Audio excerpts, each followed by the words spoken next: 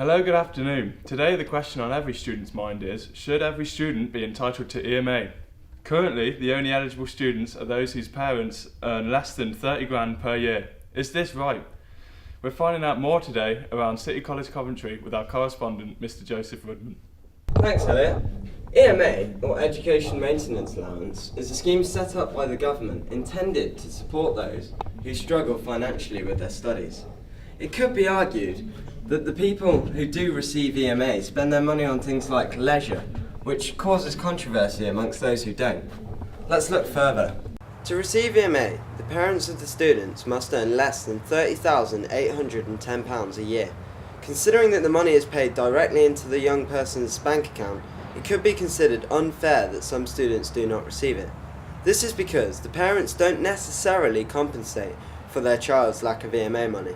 Consequently, many students who don't receive EMA have to fit a part-time job around their curriculum, which in turn can affect their education. 50% of the people asked receive EMA. The majority of this money is spent on travel, food and equipment, but a small percentage is spent on leisure. 79% think that everybody should be entitled to EMA, yet a whopping 41% do not understand how it works. Mates should come to college a bit more. It's like a job really.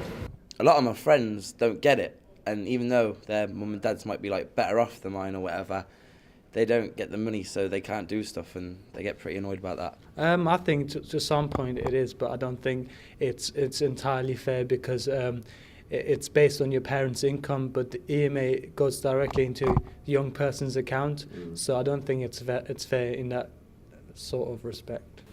Well, basically EMA is a payment for attendance, so you need to attend all your classes 100%.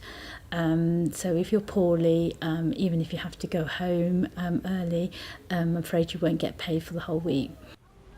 EMA is there to support young learners with travel and equipment costs after compulsory education, as the parents may not be in the financial position to pay for it themselves.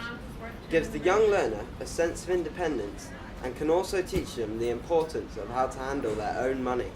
The scheme encourages young people from lower class backgrounds to stay on at full-time education.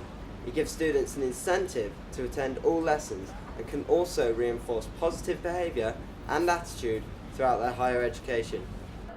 Currently, the debate rages on amongst students, but with the general elections approaching and Conservatives' opposition to the scheme, EMA could be rendered obsolete. I'm Joseph Rudman, Synergy News.